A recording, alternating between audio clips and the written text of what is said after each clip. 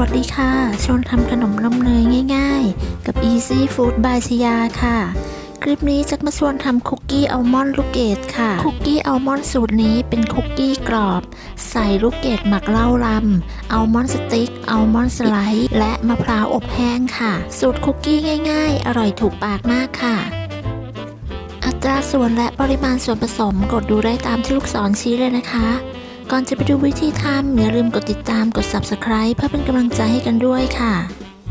ขั้นตอนแรกเราก็จะมาหมักลูกเกดก่อนค่ะเทเหล้ารำลงไปในลูกเกดแล้วก็คนให้เข้ากันแล้วก็พักทิ้งไว้จนกระทั่งเขานิ่มค่ะในระหว่างที่รอให้นิ่มแจ็คก็จะคนเขาอยู่เรื่อยๆค่ะแจ็คหมักไว้ประมาณ30นาทีค่ะพอครบเวลาลูกเกดนิ่มแล้วเราก็นำมากรองเพื่อให้เขาเสด็จน้ำค่ะจากนั้นค่ะเราก็จะนำลูกเกดที่เราหมักไว้จนนิ่มแล้วนะคะ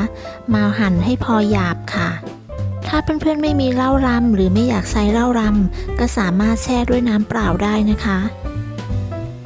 ต่อไปเราจะมาอบอัลมอนด์ค่ะจะใช้เป็นอัลมอนด์สไลด์และอัลมอนด์สติ๊กนะคะนำไปอบก่อนค่ะหลังจากอบสุกแล้วเราก็จะพักเขาไว้ให้เย็นค่ะต่อไปเราก็จะไปตีเนยค่ะใช้เป็นเนยเค็มนะคะถ้าเพื่อนๆใช้เนยจืดก็เติมเกลือลงไปเล็กน้อยค่ะตีเนยด้วยความเร็วปานกลางค่อนไปทางสูงให้กระจายตัวและอ่อนนุ่มค่ะเนยที่ใช้คนเป็นเนยนิ่มที่ยังมีความเย็นนะคะแต่จะต้องไม่นิ่มเกินไปค่ะ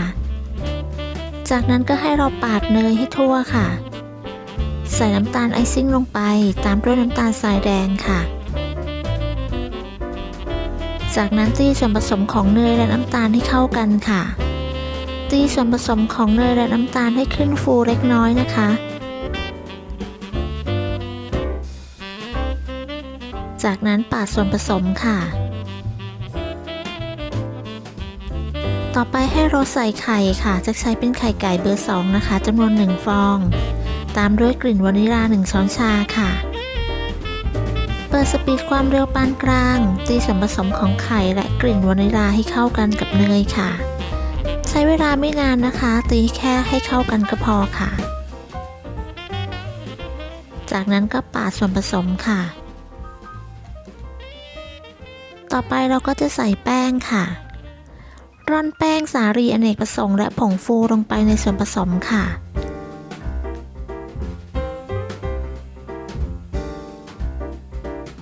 หลังจากร่อนแป้งเสร็จแล้วก็ให้เราใช้ไม้พายสับแป้งกับเนยแบบนี้นะคะ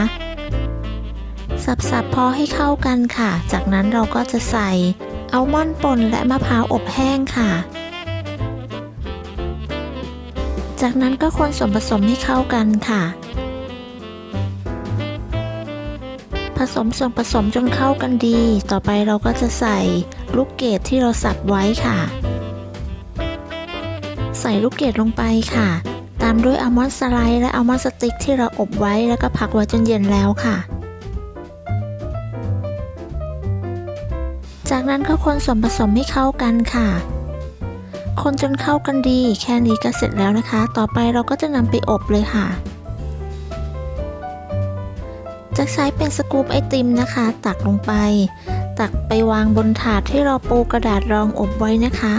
กระดาษรองอบไม่ต้องทาเนยที่ถาดนะคะ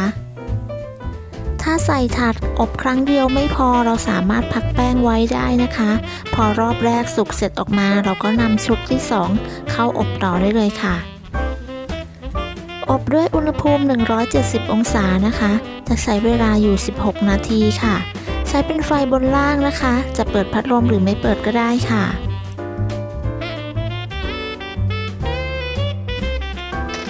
อบคุกกี้เสร็จแล้วเราก็จะนำออกมาจากเตาค่ะจากนั้นนำไปพักไว้บนตะแกรงเพื่อรอให้เย็นค่ะ